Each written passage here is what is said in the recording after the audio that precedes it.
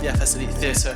For the next seminar, we have MobiFlight. Very quickly, just housekeeping. The exits are down here, and we have some at the top as well. If you are going to leave the theater mid-presentation, please just come down the stairs and then head over to this direction. But we don't want you to leave because these guys are going to talk about some really cool stuff for you. So without further ado, please welcome to the stage, MobiFlight. Thank you very much. Thank you. Thanks for having us. Yeah, I brought also Thomas with me. So, hello. Yeah, he's part of the MobiFlight moderator team and a big asset to our MobiFlight project. So we are very glad and privileged to be here. And I would love to know quickly who has heard of MobiFlight before. Can I see some hands? Wow, that's like a half. Yeah. No, I would say that's the majority. Yeah. Great, but for anyone who does not know what MobiFlight is about, MobiFlight helps you to create home cockpit components and connect them easily to your favorite flight simulator. I think that really wraps it up very quickly and nicely.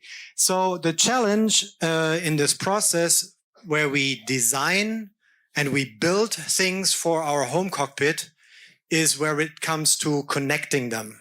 Yeah, we can build and design using open source tools. And with MobiFlight, we can also use open source tools for connecting and configuring. Who has built something for themselves? Like additionally to a joystick that you have, who has something else DIY? That's actually not so many. I'm surprised. You should really give it a try. Open source is awesome. Right? Because, why is open source awesome? Because nobody's going to take it away from you. That is one thing. Yeah, that is one thing. We share with open source. Open source is very powerful because of the availability of the code, but it is also very powerful because of the community that is making like the open source project really successful and appealing to anyone who wants to join. And the really cool thing about open source projects is that you do not necessarily have to be a software developer. You also contribute to the project by all these things that we have there, like providing bug information or sharing ideas or just interacting with the rest of the people of the community, sharing your knowledge and ideas and things that you learned, right? Yeah. That's extremely powerful.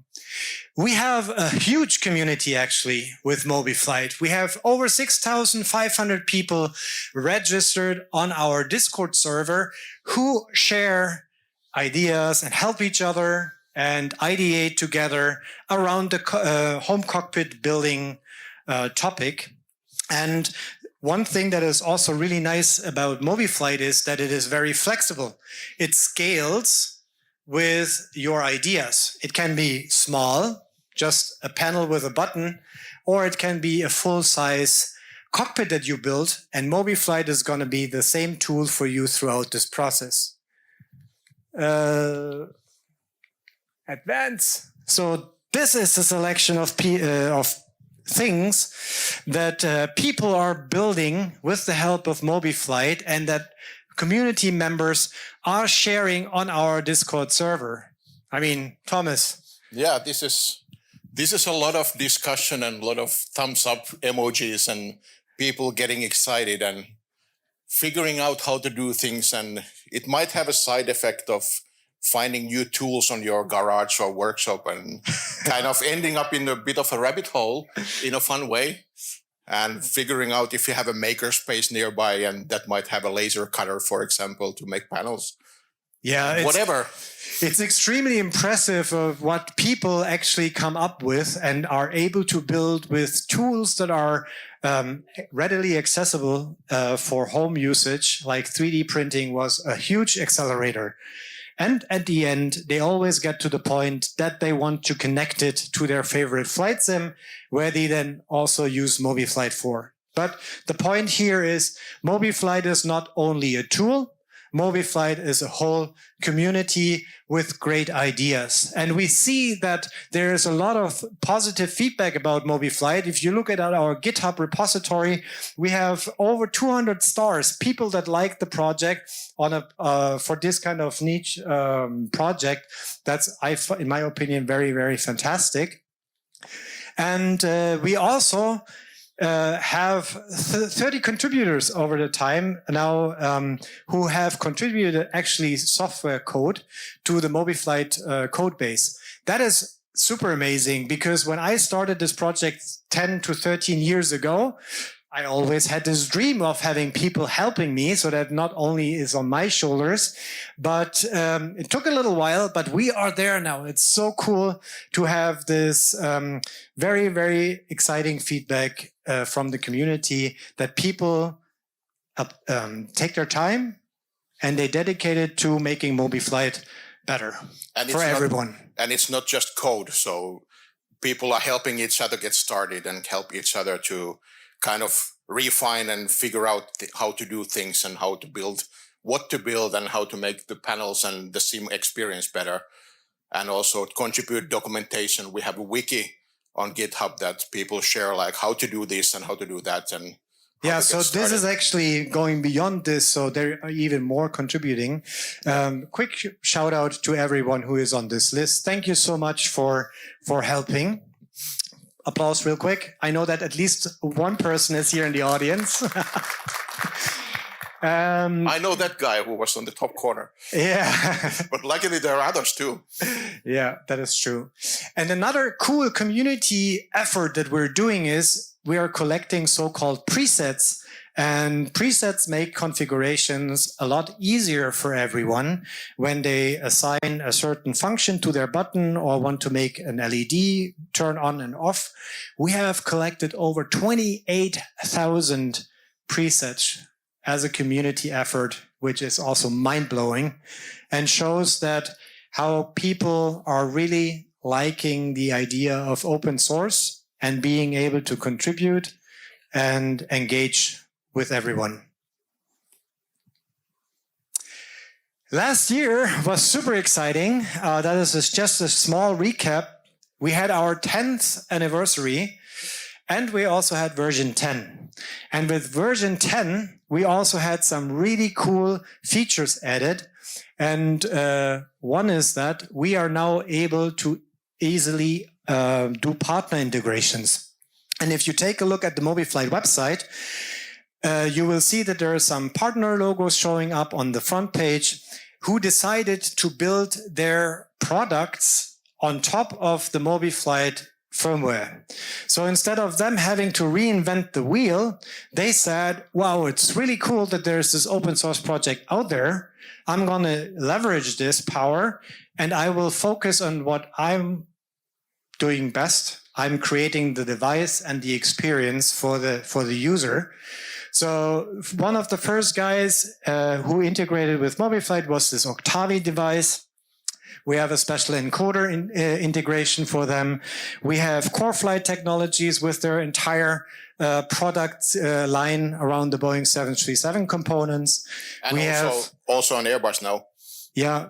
And we have the Mini FCU, which was very everyone was very excited about the Mini FCU, a very successful Kickstarter project, who decided to use MobiFlight as an alternative firmware to make their product more flexibly configurable for the users, which was a very successful decision, actually, because the community only in about 2 weeks created a multitude of different profiles so that the Mini FCU would not only work with Airbus, but also with Cessnas and PMDG 737s and so on and so forth.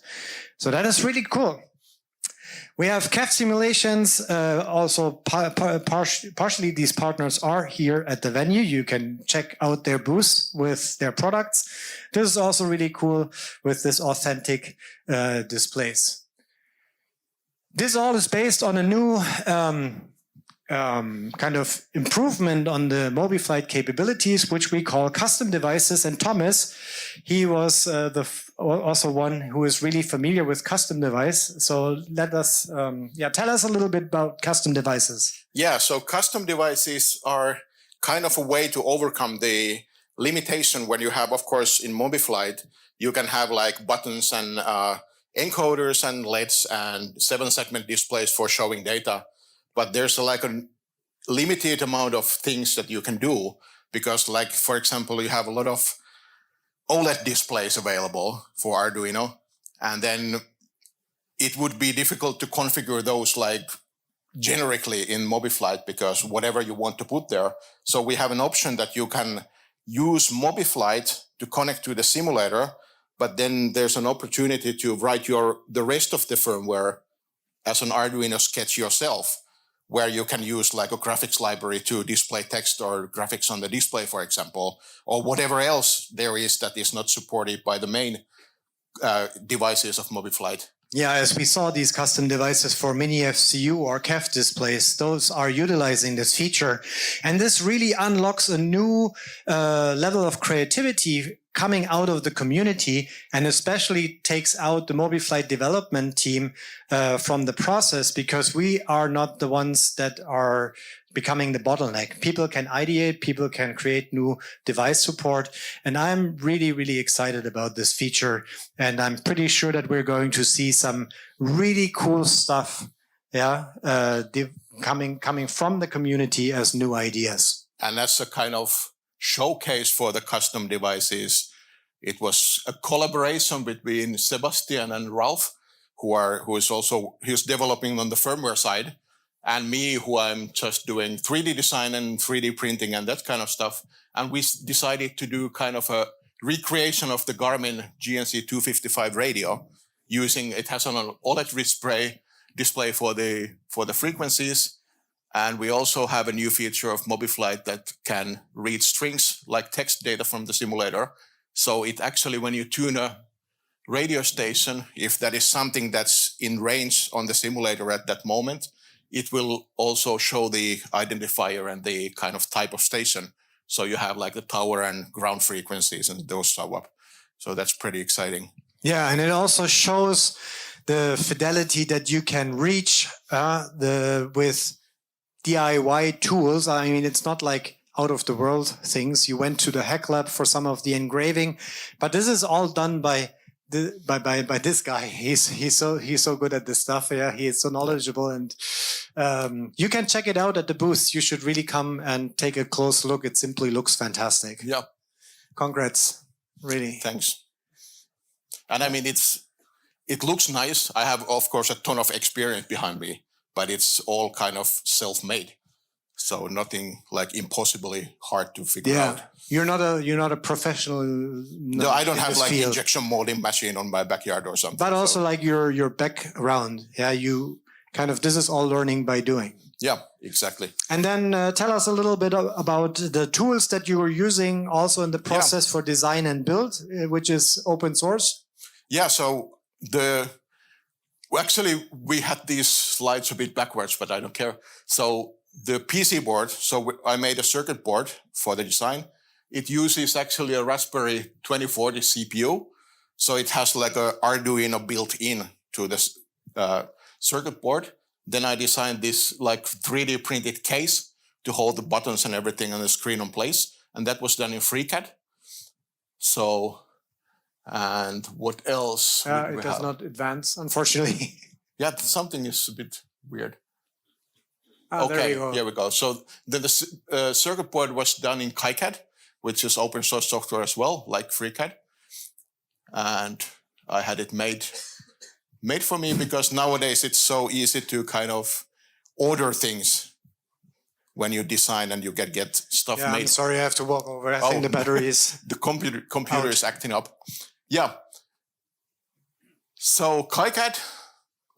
So yeah, that was the 3 tools, right? Yeah. Ender should have been. Yeah, like 3D. The case was 3D printed on an Ender 3D printer, which is also like an open source printer. Yeah. Okay. So we saw there has happened a lot of things. a lot of exciting things since the last time that we were here at Lelystad. The community grew, the functionality of MobiFlight grew, but we don't want to stop there. So you might ask you what's next.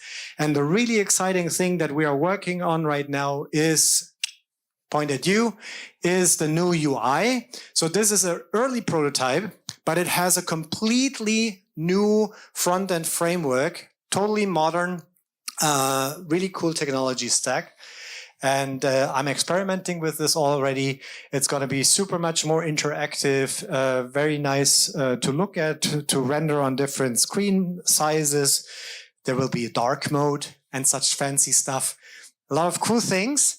And what I really like about this change is not only that this is going to improve the user friendliness, so the usability of the tool, but this will also be a huge thing for contributors, because now we have a modern stack which more people are knowledgeable about, and then they can decide to contribute to MobiFlight, which with the current framework that I was using, which was already dated, that was very that was always a hurdle to overcome. Yeah, and it was also like really hard to do some things, and kind of the running saying was that, yeah, we'll do it on the next version of the UI, which is now happening, which is great. So we're very excited about this. And if you want to check it out, I can also provide a sneak peek at our booth about this new UI. And I think that wraps it up. We already mentioned it a couple of times. Meet us at the booth. And for everyone who is here, you can advance one more. For everyone who is here tomorrow, there are a few spaces open. So we were coming here running last minute, because we got just out of one of the workshops, one of the 4 workshops that we are providing here during the weekend to teach people how to get started with building home cockpit components with the help of MobiFlight, and also to really show how easy it is. And if you're interested, approach us at the booth. If you're lucky, there might be space available tomorrow for one of the sessions.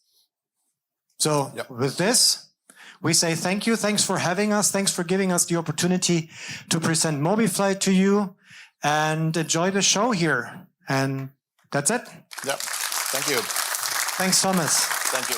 Thank you, thank you, thank you. Before we run away, do we have any questions from the audience? Yes.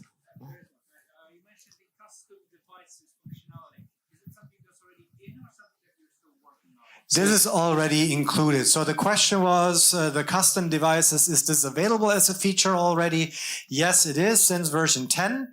And there is also a really cool repository template that you can start with, which gives you a nice outline, and which has some continuous integration pipelines and whatnot. So at the end of the day, you will end up with the zip file that you just have to drop into MobiFlight to make your custom device also available to other users. Any further questions? Yes. I'd like to see MobiFlight as a one-stop shop for home cockpit builds. Only the real question I have is, are there any plans to implement little screens inside of MobiFlight so we can project some virtual instruments, or do we still have to do it only by encoders and Okay, so the question is if there's going to be capabilities for software rendered gauges and information, because typically in a home cockpit you have this combination of physical hardware and then also some gauges that are on a screen where you have like a mask in front of it, something like Air Manager does. We have discussed this, but it's not really on the roadmap at the moment, because we know it's a huge undertaking, because creating this library of gauges that you want to provide to your users, that's a big work.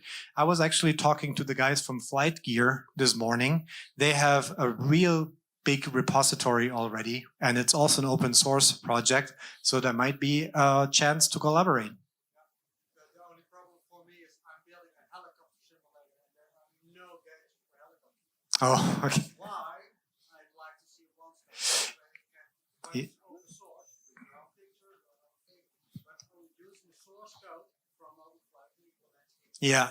And I mean, this is also a very kind of advanced question. Feel free to approach us at the booth and we can discuss it further there. One last thing that I would like to mention, one very specific concrete idea though, is that we open up the data that MobiFlight works with via an API, which could also be a way to, approach your problem. Amazing. Thank you ever so much. Please put your hands together, ladies and gentlemen, for MobiFlight. If you do want to see any more from them, please do go and find them at their booth, and it's really awesome stuff. So thank you very much. Thanks, Callum.